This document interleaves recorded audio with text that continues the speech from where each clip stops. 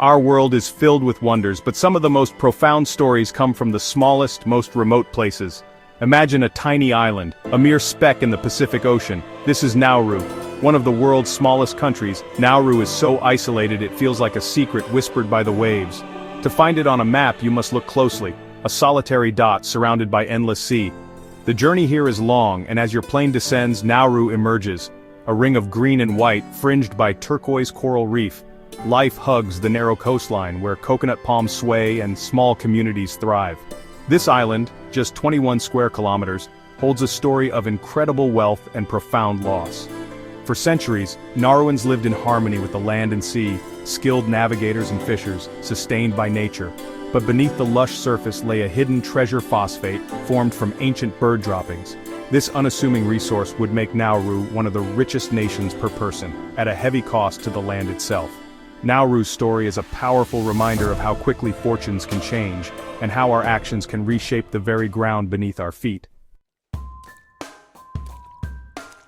Nauru isn't a place of grand resorts or tourist crowds. Its appeal is in its authenticity. A single paved road circles the island. You can drive it in under half an hour, passing colorful homes and friendly faces. The Pacific's blue waves crash against ancient coral, while inland the landscape transforms into topside, a surreal, jagged terrain left by mining. This stark beauty tells the story of Nauru's past, a visual record of wealth extracted from its heart. Exploring Nauru is about connection, not sightseeing, sharing meals, hearing stories, and experiencing a resilient community. The Nauruan people are known for their warmth and strong sense of togetherness. Nature still offers quiet magic: the rare Nauru reed warbler, the hidden Mokwa well, and sunsets at Anibare Bay. These simple moments are Nauru's true treasures. Even in a place marked by hardship, beauty, and life endure. Here, you learn to see the world through different eyes. Nauru invites you to reflect, to be humbled, and to discover resilience in unexpected places. It's a living story, waiting for those who take the time to look. Nauru's transformation began with a simple discovery. A rock used as a doorstop turned out to be high-grade phosphate. Phosphate, vital for global agriculture, made this tiny island suddenly invaluable. Foreign powers arrived and mining began, changing Nauruan life forever. Giant machines stripped away the lush interior, leaving behind a barren wasteland of limestone crags. The heart of Nauru was hollowed out, exported sack by sack to enrich distant farmlands. The people's connection to their land was deeply disrupted. Their world shrank to the narrow coastal strip. The promise of wealth came with a sense of loss. Something irreplaceable was being sacrificed. The environmental consequences were severe. Rainwater no longer retained, dust in the air, and the ecosystem shattered. Birds lost their nesting grounds, and the land could no longer sustain its people. Nauru became dependent on the outside world, a stark reversal of its self-sufficient past. The treasure that brought wealth also brought slow devastation. The island's soul was altered, and the scars would last for generations. Nauru's story is a cautionary tale of what happens when a land is mined for its riches. Independence in 1968 gave Nauru control of its phosphate and unprecedented wealth. Overnight, it became one of the richest countries per capita. The government set up a trust fund, hoping to secure the future after phosphate ran out. Modern life replaced tradition: imported food, new houses, expensive cars, and even a national airline. Free education and healthcare were provided, and there were no taxes. The Nauru Phosphate Royalties Trust invested globally, building a property empire. For a while it seemed the island had secured its future, but this sudden wealth brought problems. Imported processed foods led to a health crisis, and traditional skills faded. Community bonds weakened as consumerism took hold. The island was rich in money but poorer in culture and health. The golden age felt endless, until the phosphate ran out. Nauru's prosperity was built on a foundation that would soon crumble. Nauru's golden age was brief. The phosphate reserves were finite, and by the late 20th century they were nearly gone. The money stopped, and the government faced financial collapse. Mismanagement and poor investments drained the trust fund. The property empire crumbled, the airline was sold, and basic services faltered. Modern comforts vanished, and imported food became scarce. A generation raised in prosperity now faced hardship, lacking traditional skills. Life became a daily struggle, with unreliable electricity and water. The psychological toll was immense. Optimism gave way to despair. Nauru became dependent on foreign aid, especially from Australia. Hosting an offshore detention center brought income but also controversy. The island that was once wealthy now relied on charity. Nauru's fall is a sobering lesson in the dangers of relying on a single finite resource. The land was gone and so was the money. The future was uncertain, and survival meant finding new ways forward. Today, Nauru is a living museum. Its landscape tells the story of its past.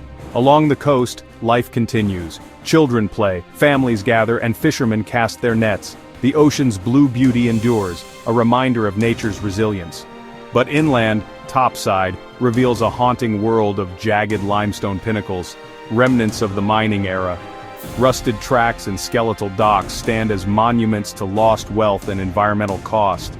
Exploring these ruins is like walking through history, every crumbling structure a chapter of Nauru's story. Yet even here, hope persists. Hardy plants and small trees are slowly reclaiming the land. Nature's recovery is slow but visible, a testament to its power to heal. These green shoots offer a glimmer of renewal. With time and care, the scarred heart of Nauru may one day beat with life again. The island's story is not just one of loss, but of resilience and the possibility of rebirth. Nauru stands as a reminder of both the damage we can do and the hope that remains. The scars are deep, but the story is still being written. Despite immense hardship, the spirit of the Nauruan people endures. Visitors remember not the scars, but the warmth and generosity of the islanders. Community is the bedrock. Family ties are strong and people look out for one another. Evenings are filled with shared stories and laughter. Sports like Australian rules football unite the island. Culture and tradition, once overshadowed, are being revived. Elders teach language, songs, and crafts to the young. This cultural renaissance is vital to healing and reclaiming identity. The Nauruans are not just victims of circumstance, they are shaping their future. They carry the lessons of their past with grace and look to the future with hope. To spend time here is to be inspired by resilience and welcomed into a community that stands together. On this small island, the true wealth is found in its people. Nauru's story is a warning from the past, a lesson in the dangers of treating resources as limitless. The island sacrificed its natural capital for financial gain, only to lose both. Today, Nauru faces new threats. Climate change and rising sea levels threaten its narrow coastal home. The irony is stark. The phosphate that fueled global industry now contributes to the climate crisis endangering Nauru. Yet there is hope. Efforts to rehabilitate the land, invest in solar power, and revive traditional skills are underway. These small steps mark a shift towards sustainability and self-sufficiency. Nauru's journey compels us to ask, are we living sustainably? Are we valuing our natural world? The island's recovery is slow, but it offers hope for the future. Nauru's story is a microcosm of our planet's challenges. By listening to its echoes, we can find wisdom to make better choices. The future depends on what we do next.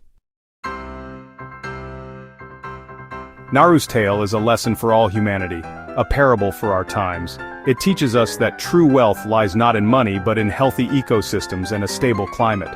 Once lost, these things are hard to regain.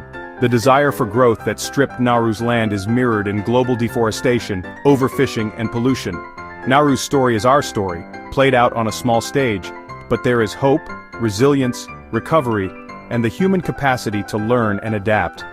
The future is unwritten. It depends on the choices we make today. We have the knowledge and technology to build a sustainable world. Let Nauru's story inspire us to become guardians of our planet. Every one of us has a role to play in healing the world. Let the island that mined itself remind us, the time to act is now.